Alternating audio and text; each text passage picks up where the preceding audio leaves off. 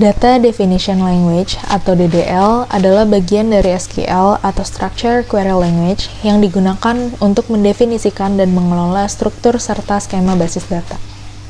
Perintah-perintah dalam DDL digunakan untuk membuat, mengubah, dan menghapus objek dalam basis data seperti tabel, indeks, dan skema. DDL bekerja langsung dengan struktur database, sehingga perubahan yang dilakukan bersifat permanen dan langsung diterapkan pada sistem basis data. Yang termasuk ke dalam perintah DDL di sini ada beberapa, yaitu ada create, ada alter, dan ada drop. Yang pertama ada create, yaitu berfungsi untuk membuat objek baru. Di sini ada beberapa macam create, ada create table, create view, dan create index. Yang pertama, create table. Create table untuk membuat suatu table, sintaksnya yaitu create table, nama tabelnya yang ingin dibuat, lalu kolom, tipe data, dan data specification. Di bawahnya ada primary key untuk kolom berapa. Contohnya di sini ada create table, kita membuat table dengan nama personel. Kolom pertama bernama Regno, tipe datanya char, banyaknya 10, data specification-nya not known. Kolom keduanya ada name, tipe datanya char, 45, dengan data specification-nya not known. Address dengan char 45 juga, birth date, birth, tipe datanya date, data specification-nya not known with default. Lalu primary key-nya ada di kolom pertama, yaitu Regno. Yang kedua ada create view untuk membuat table view. Sintaksnya create view, nama view-nya, kolom 1, kolom 2, as select statement from nama tabelnya apa, with check option. Contohnya seperti ini.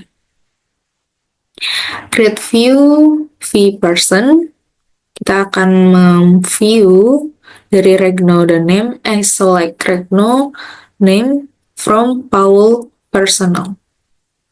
Di sini. Dan yang ketiga ada create index untuk membuat indeks.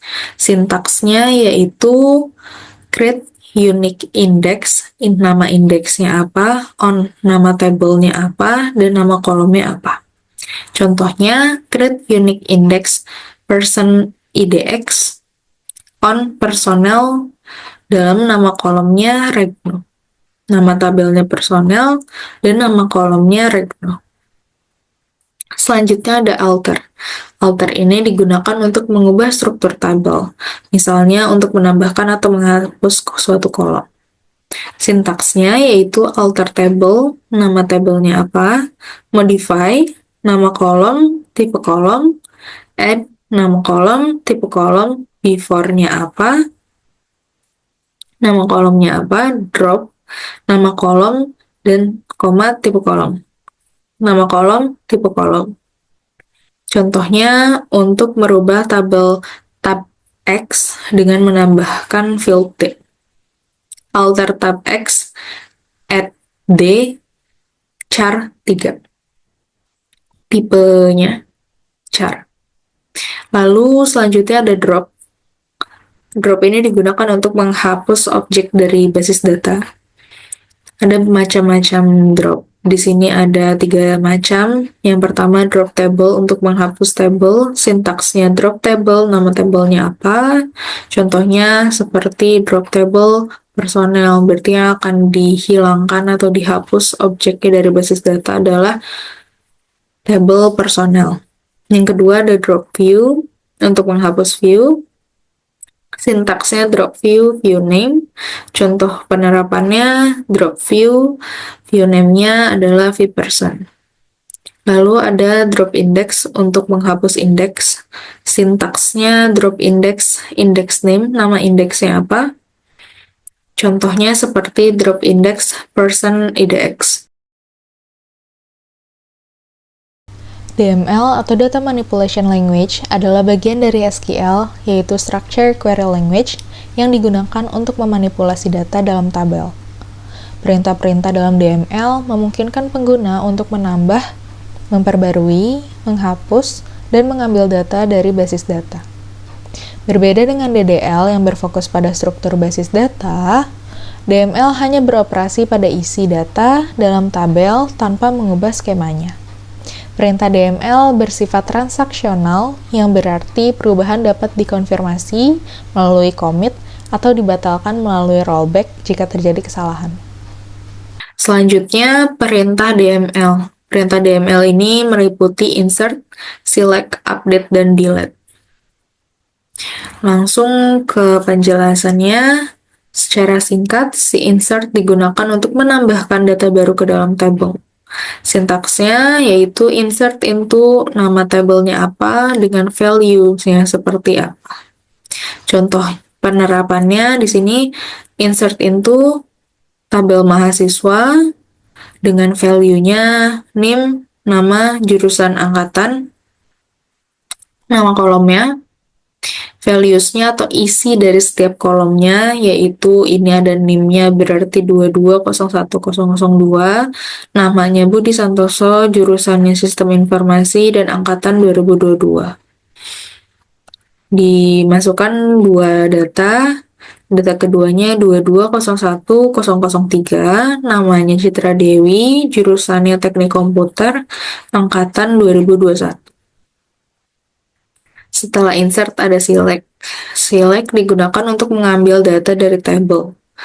Sintaksnya yaitu select distinct full name from, dari mana, nama tabelnya apa, where untuk kondisi apa, group by, bisa menggunakan group by, bisa menggunakan where, having, atau order by. Di sini contohnya menggunakan order by. Penerapannya di select all from mahasiswa, tabel mahasiswa, order by angkatan, desk. Lalu ada update. Update ini digunakan untuk memperbarui data yang sudah ada. Sintaksnya yaitu update table name-nya apa, set field-nya, where kondisinya seperti apa. Contoh penerapannya update tabel mahasiswa, set jurusannya Teknik Informatika, di mana NIM yang terteranya yaitu 2201001. Akan diganti jurusannya menjadi Teknik Informatika. Lalu ada delete. Delete ini digunakan untuk menghapus data dari tabel. Sintaksnya delete from, table name-nya apa, where kondisinya seperti apa. Penerapannya delete from tabel mahasiswa, where NIM-nya adalah 2201003. IRD atau Entity Relationship Diagram adalah diagram yang digunakan untuk memodelkan struktur data dalam suatu sistem dengan menggambarkan hubungan antara entitas di dalamnya. IRD membantu dalam mendesain basis data dengan cara yang lebih visual, sehingga lebih mudah dipahami oleh pengembang dan pemangku kepentingan. IRD biasanya digunakan pada tahap perancangan sistem untuk memahami bagaimana data berinteraksi satu sama lain sebelum diimplementasikan dalam basis data. IRD membantu dalam mendefinisikan hubungan antar entitas dengan lebih jelas sehingga mempermudah pengelolaan data dalam sistem basis data. Dari IRD, kita dapat mengonversinya ke dalam bentuk tabel relasional yang digunakan dalam sistem basis data nyata. Komponen utama IRD meliputi entitas, atribut, primary key, foreign key, relationship, dan kardinalitas. Yang pertama ada entitas. Entitas adalah objek dalam sistem yang menyimpan data. Contohnya seperti mahasiswa, dosen, mata kuliah, dan lain-lain. Entitas ditulis dalam bentuk persegi panjang atau didefinisikan dalam bentuk persegi panjang. Yang kedua ada atribut. merupakan informasi atau karakteristik yang dimiliki oleh suatu entitas. Contohnya seperti mahasiswa yang memiliki atribut NIM, nama, jurusan, dan angkatan. Atribut ini didefinisikan atau ditulis dalam bentuk elips atau oval. Yang ketiga, ada primary key. Primary key merupakan atribut unik yang digunakan untuk mengidentifikasi suatu entitas. Contohnya, NIM pada mahasiswa. Yang keempat, ada foreign key, merupakan atribut yang menghubungkan satu entitas dengan entitas lain. Contohnya ada NIDN atau nomor induk dosen nasional di tabel mata kuliah yang menghubungkan dengan entitas dosen. Selanjutnya, ada relationship yang menunjukkan keterkaitan antara dua atau lebih entitas. Relationship ini ditulis atau didefinisikan dalam bentuk belah ketupat.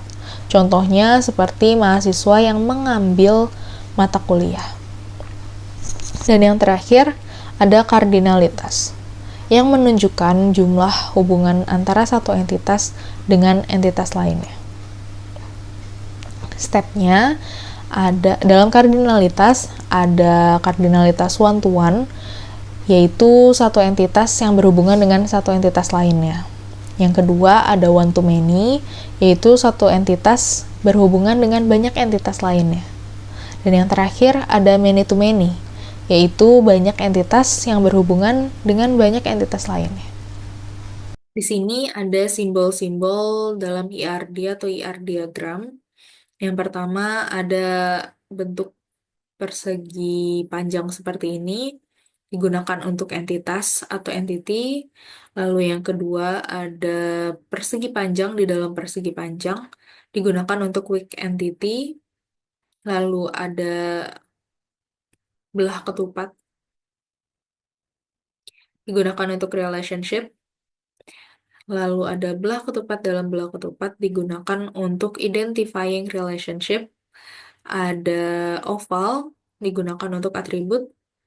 Lalu ada oval dan ada garis di dalamnya, digunakan untuk atribut primary key. Oval di dalam oval digunakan untuk atribut multi-value. Dan ada oval bercabang ini digunakan untuk atribut composite. Di sini ada contoh IRD-nya. Di sini ada entitas dosen dan entitas mahasiswa, di mana terdapat relationship. Di sini relationship-nya mengajar, yang nantinya akan menghasilkan NIM dan NID. Mahasiswa ini memiliki atribut seperti ini nih, seperti oval ini. Memiliki atribut NIM, nama, alamat, jurusan, kelas, dan semester. Sedangkan dosen memiliki atribut nama, NID, telepon, dan alamat. Nah, di dalam atribut ini terdapat garis di beberapa atribut, yaitu ada NIM, NID, dan NID, yang berarti atribut primary key. Normalisasi berasal dari EF Code, yaitu salah seorang perintis teknologi basis data. Selain dipakai sebagai metodologi tersendiri untuk menciptakan struktur tabel 9 relasi dalam basis data dengan tujuan untuk mengurangi kemubaziran data, normalisasi terkadang hanya dipakai sebagai perangkat verifikasi terhadap tabel-tabel yang dihasilkan oleh metode lain, misalnya RR. Normalisasi memberikan panduan yang sangat membantu bagi pengembang untuk mencegah penciptaan struktur tabel yang kurang fleksibel atau mengurangi kefleksibelan.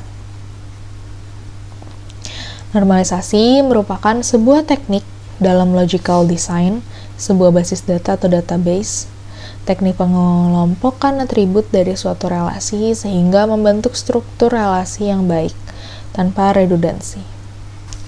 Tujuannya adalah yang pertama, untuk menghilangkan redundansi data, seperti memastikan tidak ada pengulangan data yang tidak perlu.